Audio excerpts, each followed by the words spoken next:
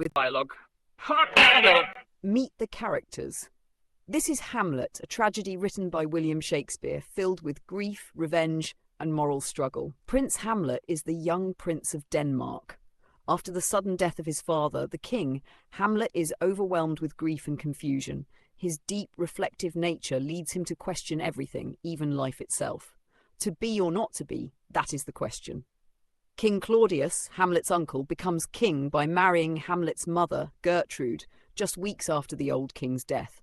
He seems smooth and diplomatic, but under the surface, he's hiding a crime. Though yet of Hamlet, our dear brother's death, the memory be green. Queen Gertrude, Hamlet's mother, is affectionate but politically entangled. Her quick marriage to Claudius disturbs Hamlet deeply. Frailty, thy name is woman. The ghost of Hamlet's father appears one night, claiming that he was murdered by Claudius. He demands that Hamlet take revenge. The serpent that did sting thy father's life now wears his crown. Ophelia is a young noblewoman and Hamlet's love interest. She is sweet and obedient, but torn between her father's orders and her feelings for Hamlet. Oh, what a noble mind is here o'erthrown. Polonius, Ophelia's father, is a talkative, meddling advisor to the king. His famous advice to his son is full of wisdom, despite his flaws. To thine own self be true. Laertes, Polonius's son, is passionate and honourable. He becomes a key figure in the play's final act. Horatio is Hamlet's loyal and steady friend. He remains by Hamlet's side throughout the play and survives to tell his story. There are more things in heaven and earth, Horatio, than are dreamt of in your philosophy. Part 2. The story of Hamlet. The play begins in Denmark. The ghost of King Hamlet appears to Prince Hamlet, revealing a terrible secret. Murder most foul, as in the best it is. The ghost claims that Claudius, the new king, murdered him by pouring poison into his ear while he slept. Hamlet vows to avenge his father's death. Oh, my prophetic soul, my uncle! But Hamlet doesn't act right away. Instead, he pretends to be mad to conceal his plan and buy time. I perchance hereafter shall think meet to put an antic disposition on.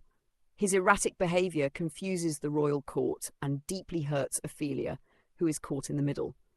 To confirm Claudius's guilt, Hamlet arranges for a group of actors to perform a play that mimics the king's alleged crime. The play's the thing wherein I'll catch the conscience of the king.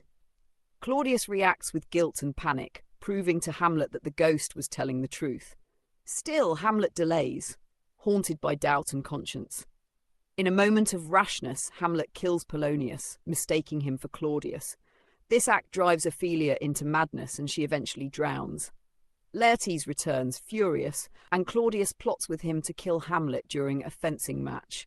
They plan to poison the sword and a cup of wine, but during the duel, everything goes wrong. Gertrude drinks from the poisoned cup and dies. Laertes wounds Hamlet but is also wounded by the same poisoned blade. As Laertes dies, he confesses Claudius's plot. In his final moments, Hamlet takes his revenge. Then, venom, to thy work, Claudius is killed. Hamlet, dying, turns to Horatio. If thou didst ever hold me in thy heart, absent thee from felicity a while, and in this harsh world draw thy breath in pain to tell my story. His last words. The rest is silence. Horatio survives to tell what happened. A new ruler, Fortinbras, arrives to restore order. Hamlet is more than a story of revenge. It's a story of grief, doubt, justice, and the human condition, written over 400 years ago, but still deeply powerful today. Would you like this formatted as a voiceover script, or want me to turn it into a printable version PDF?